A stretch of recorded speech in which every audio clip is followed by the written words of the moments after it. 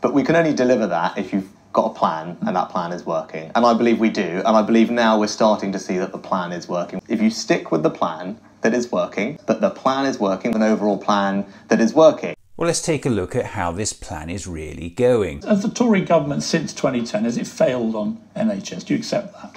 No, I don't. The NHS waiting list has hit a record high of 7.7 million. And the number of patients on waiting lists is predicted to hit 8 million by the summer. That's quite a success story. And let's add to that crumbling NHS hospitals in danger of collapse and thousands dying every year waiting for treatment.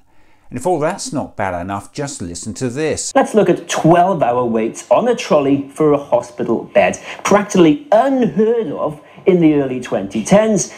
There were some months when literally no one in England's NHS waited that long. But in 2023, it was happening to 35,000 people a month on average. That's over 3,000 times worse than in 2011. And when all else fails, let's blame the doctors. And we all know the reasons for that. And what I would say to people is, look, we've invested record amounts in the NHS, more doctors, more nurses, more scanners. All these things mean that the NHS is doing more today than it ever has been. But industrial action has had an impact. Well, maybe just pay our doctors what they're worth. And by now even Larry the Cat knows that even without strike action by doctors, the waiting list would have continued to grow. And when it comes to nurses, as you mentioned, actually what we've arranged this year is for nurses to have a very good pay rise. Seriously? It was another crappy real terms pay cut. Nurses actually rejected Sunak's derisory offer, and more than 100,000 RCM members voted in favour of extending NHS nursing strikes in England. Unfortunately, due to draconian trade union laws introduced by the Conservative government, turnout in that ballot didn't meet the required threshold for them to strike again, which meant Sunak was able to impose another crappy real terms pay cut on them. And that was on top of a whole decade of crappy real terms pay cuts. The simple fact is that after more than a decade of real terms pay cuts, some experienced nurses have seen a real terms wage cut of as much as 20% since 2010. Just think about that. It means they now effectively work a day a week for free. More than a decade of crappy real terms pay cuts have left many nurses using food banks and taking out payday loans to feed their families. And that's why, look, when I first got this job, I said, look, the first priority is bringing inflation down, because it's inflation that's causing pressures with the cost of living. And I always say that the long-term plan is, if we are disciplined, we get inflation down, and it's come down from 11% to 4%. Hang on.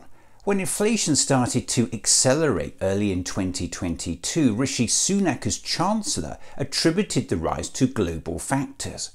Now as Prime Minister, he's claiming it as a success for government policy that it's come down. Never underestimate just how thick this lot think we all are. And just so we're clear on this, the job of cutting inflation is for the Bank of England. So any suggestion the government is responsible for it falling just insults the public's intelligence. And let's not forget it was this government that helped give us the highest inflation in 40 years in the first place, in part due to its incompetent management of the economy. I think the momentum on the economy is very positive. Well, let's not forget the government has set itself a pretty modest target. Just 0.1% GDP growth each year would be enough to meet it.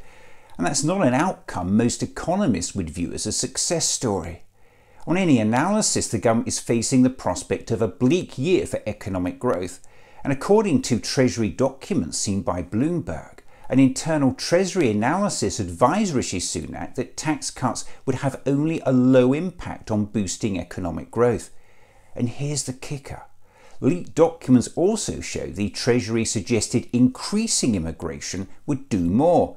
And with that in mind, now listen to this from the Chief Secretary to the Treasury.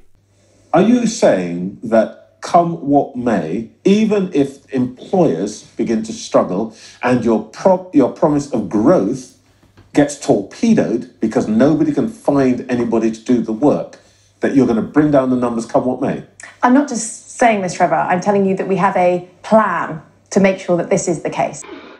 The utter insanity of the Conservative government in 43 seconds. And on legal migration, we've taken action We're going to cut the numbers by about 300,000. Heaven help us. But it's important to look at other things as well. Real wages are growing. Real wages in 2024 are forecast to be lower than they were in 2006.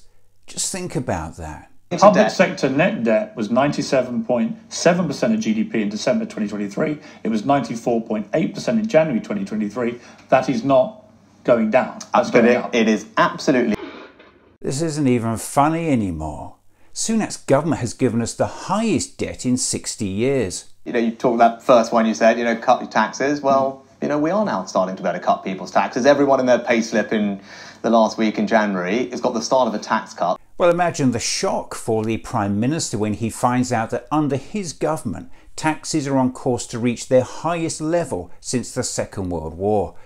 The Institute for Fiscal Studies has found that for every £1 the Treasury has taken from taxpayers, less than 25 pence is coming back in tax cuts. And the Prime Minister actually wants us to slap him on the back and throw a party. By any standards, Sunak's government is being fundamentally dishonest and outright misleading when talking about tax cuts.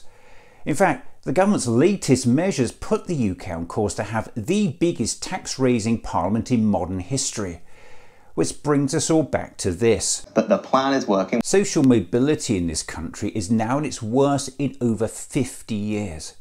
Never in living memory have families got so much poorer over a single parliament.